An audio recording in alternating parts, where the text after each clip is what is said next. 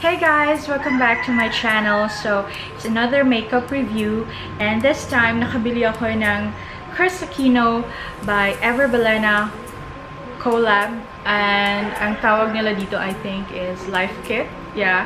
And I got one of each product kasi nag-release siya ng brow liner and brow mascara and the matte lipstick. So, for the brow liner, I got the shade Happy Taupe. And for this one, yung Love na shade. Meron din isang shade sa lipstick, it's Life. Pinkish siya. Although I love pink, pero mas gusto ko talaga yung mga red lipstick. And this one naman, meron siya yung Beyond Brown, pero medyo dark siya sa brows ko. And this one retails for 275 pesos. At ito namang lipstick is 245 pesos, which I think is very affordable considering na collaboration siya. Kasi minsan kasi yung mga brands, pag nag-collab sila with a celebrity, medyo yung tumataas yung price. This one, I think fair lang naman yung pricing. So maganda din yung packaging, madaming hearts, may pink, may love, love, love. And yun, maganda siya. And nakalagay din sa packaging yung kung kailan siya na manufacture. And also the ingredients and how to use it, which is okay. Suot ko na siya ngayon. Ito yung brow liner and mascara. And ito yung sa lips ko. So, if you'd like to know my first impression on these products, just keep on watching. Okay guys, as you can see, wala akong kilay masyado. So, konti lang talaga yung hairs ko dyan. So, tingnan natin kung maganda ba siya. Especially dun sa mga taong walang kilay. Like me. And, so yun nga, na-mention ko, yung kinuha kong color is taupe. Dual-ended siya. Dito na part, nandito yung pencil. Tingnan natin kung gaano kataas. Decent naman yung length niya. I mean, pero I think hindi to aabot kung araw-arawin mo. Siguro mga 1 or 2 months lang. Yan. And then yung tip niya kasi parang madali siyang i-shape. Kakaiba. So, and dito sa kabilang side naman ang mascara. Yan. So, maganda siya kasi pointed at saka maliit. So, especially sa pag walang mga kilay, madali siyang i-trace. Wala na natin yung application, guys. So,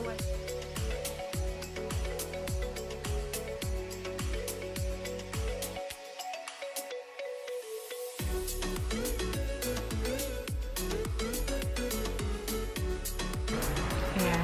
What do you think, guys? Maganda siya, diba? I like it. Okay, guys. Tapos na ko yung application ng brow liner. So, as you can see, ito yung wala. Ito yung meron. So, okay naman siya. Creamy i-apply. And then, grayish yung, may pagka-grayish yung undertone niya. And siguro yung makikita ko lang na isang con is, wala kasi siyang brush. So, kung gusto mo i-even out yung pag-apply ng liner, hindi mo yun magagawa. So, you have to get another. Yung spoolie pala. Spoolie ang tawag doon. Wala siyang spoolie. So, kailangan mong kumuha pa or, you know, hindi siya convenient. Kasi ako usually gumagamit talaga ako ng spoolie para i-brush out kung may mga nagbubuo-buo dyan sa kilay ko, ganyan. So, mas madali. Pero so far, so good. Gusto ko siya. Bago siya sa hair color ko. And, madali talaga siyang i-apply. Super creamy. Hindi mo kailangang itug. Let's apply the brow mascara.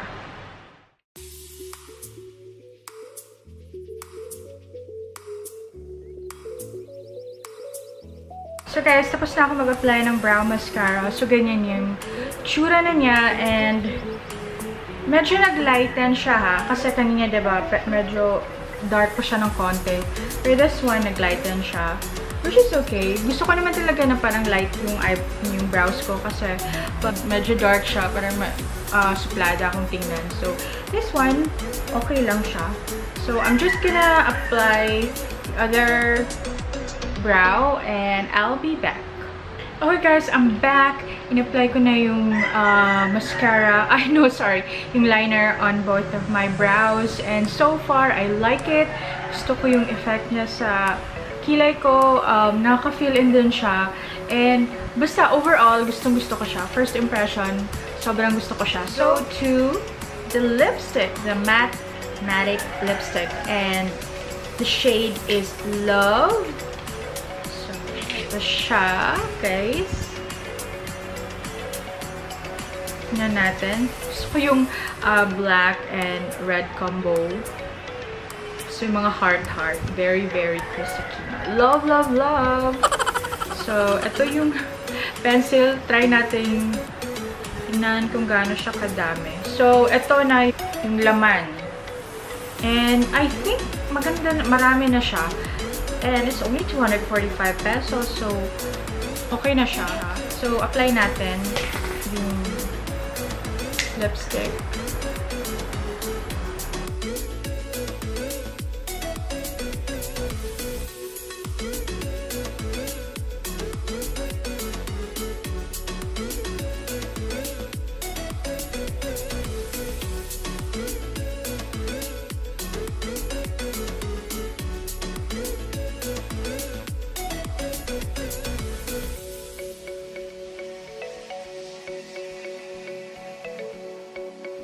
Tapos ako nag-apply ng lipstick, ng Love lipstick, and OMG, I super, super love it. Perfect red.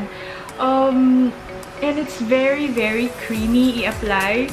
And to think super dry talaga yung lips ko. Like, sobrang nagbabakbak yan dyan.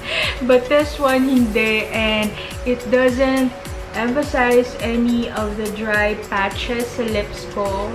Super creamy. I love the color. It's true red. I think blue-based talaga siya. And I love it. Actually, hindi ko siya makita na matte siya. Kasi nakikita ko pa rin yung shine ng lips ko. So, I think semi lang siya. Not really matte. But I don't mind because I super love the formula. Creamy. Hindi siya drying. Hindi siya transfer-proof. So, yun. I expect talaga na hindi siya ganun ka-matte. So, yun lang. Kasi parang nakalagay dun sa na matte siya, pero hindi naman. Okay guys, so final verdict ko sa products na to, after kong na-try, super sulit siyang bilhin. And I love both. For me, ang price then is okay. I mean, super affordable. Kasi meron namang brands na mas expensive pa, pero hindi ganun kaganda yung formula. And so far, gusto ko yung formula ng brow liner and brow mascara. Yun lang yung shade. Medyo siguro sablay kasi dalawa lang. I hope mas marami pa silang shades para mas mag-fit sa mga hair color. At least may madaming options.